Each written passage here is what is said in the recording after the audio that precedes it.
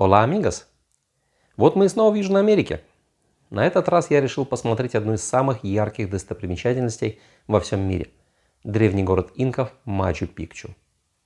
Вот только интересных мест по соседству оказалось столько, что еле впихнул лучшие из них в 16 дней.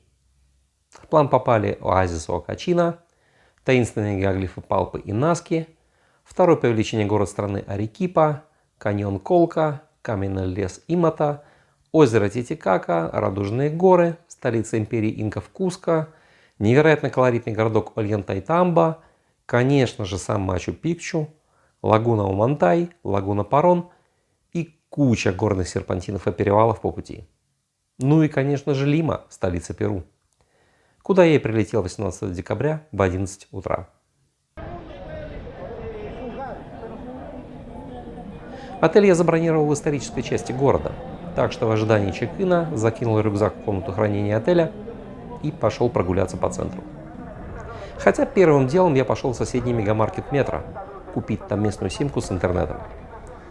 Из действующих операторов в Перу менеджер отеля рекомендовала использовать Клара, дескать, у них самый большой охват. Это совпадало с тем, что я читал в интернете, так что выбор был очевиден. Затем я прогулялся до Пласа де Армас, центральной площади Лимы. Пласа де Армас, или Пласа Майор, это, можно сказать, сердце города, место его рождения в 1535 году. Правда, все первоначальные постройки были разрушены землетрясением в 1746. Сохранился только бронзовый фонтан 1651 года. А постройки были восстановлены.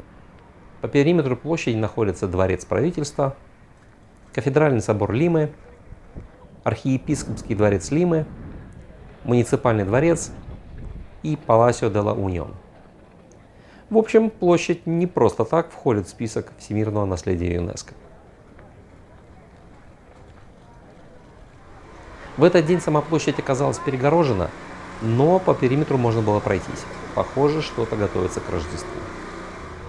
А мое внимание сразу привлекла особенность, которую я раньше нигде не видел. Ни в Испании, ни в Бразилии, Чили, Аргентине. Деревянные резные балконы. Они прям сильно бросаются в глаза. И дальше всю дорогу до площади Сан-Мартин они постоянно приковывали мой взгляд, хотя были уже попроще. Из того, что еще бросилось в глаза, в некоторые банки были довольно большие очереди, преимущественно пожилых людей, но причины я не знаю.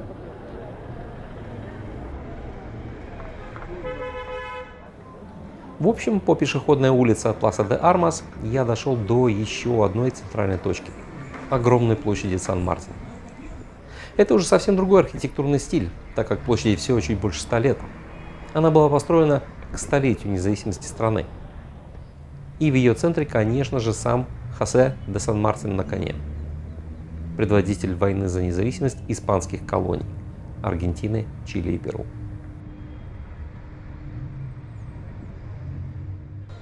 После возвращения и заселения в номер отеля я пошел к первой плановой порции достопримечательностей. Еще раз заглянул на Пласа де Армас, откуда прошел к мосту через речку Римак.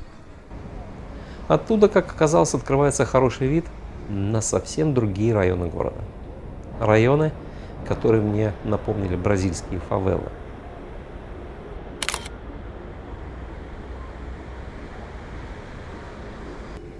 Оттуда я пошел к церкви и монастырю Санто-Доминго, дому перуанских святых. Там меня ждал сюрприз. Здание находится на реставрации и полностью обнесено строительными лесами. И то спасибо базовым знаниям испанского. На плакатах, закрывающих фасады, я заметил надписи «Вход в музей туда-то». Пошел по стрелкам и удачно обнаружил потайной вход. Эта церковь знаковая для перуанцев. Знаменитой ее сделали две религиозные фигуры Перу XVII века – Святая Роза Лимская и Сан-Мартин де Поррес. Здесь же они и похоронены. Но интересна церковь не только историей. Внутри находятся очень красивые внутренние дворы и галереи.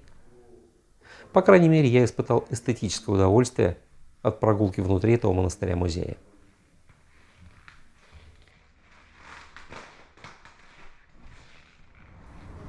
Далее я дошел до церкви Ла Реколета. Но церковь не оправдала ожиданий. У меня в памяти почему-то отложился ее необычный голубой цвет, который я видел в интернете. А по факту увидел классический неоготический католический собор в серых цветах. К этому моменту мне написал арендодатель авто, что машину пригонят через полчаса, так что я вернулся в отель.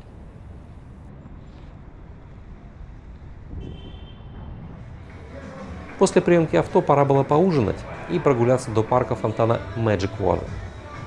Я выбрал ресторан с хорошей оценкой недалеко от площади Сан-Мартин, Эстадио, стадион. Место оказалось невероятно колоритным и удивило большим логотипом московского локомотива на одной из стен. Кухня тоже оказалась неплохая, но я выбрал горячее и домашний салат, что стало ошибкой. Наесться хватило бы любого из этих блюд. В итоге вышел из ресторана в состоянии пищевой контузии и первые 15 минут после выхода еле шел. К этому моменту уже стемнело, но жара на улицах в плане движения не утихала. До следующей своей плановой точки я решил идти пешком и по пути в очередной раз отметил хаос движения на перекрестках.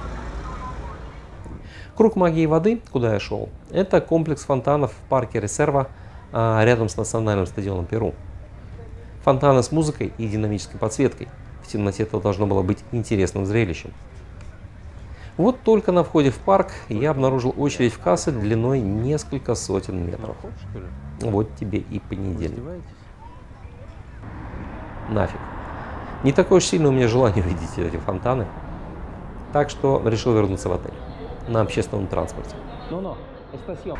Google рекомендовал автобусы по выделенкам с одной пересадкой. Неплохой вариант. К тому же остановка «Стадион» была совсем рядом. Станции выделенных автобусных линий в Лиме сделаны очень необычно. Это остановка по центру улицы, полностью огороженная с отдельным платным входом, как у нас в метро. От дороги остановка отделена стеклянной стеной с синхронно открывающимися дверями, когда подходит автобус. Но народу там оказалось. Мне кое-как удалось втиснуться только во второй автобус. Доехал до станции пересадки, а там опять очередь на другую линию. Не, хватит. Уж лучше я прогуляюсь пешком. До отеля осталось всего километра 3-4. Как раз, чтобы устать, пока дойду, и вырубиться по-быстрому. Ибо вставать завтра рано. Выехать из Лимы у меня в планах не позже 8 утра.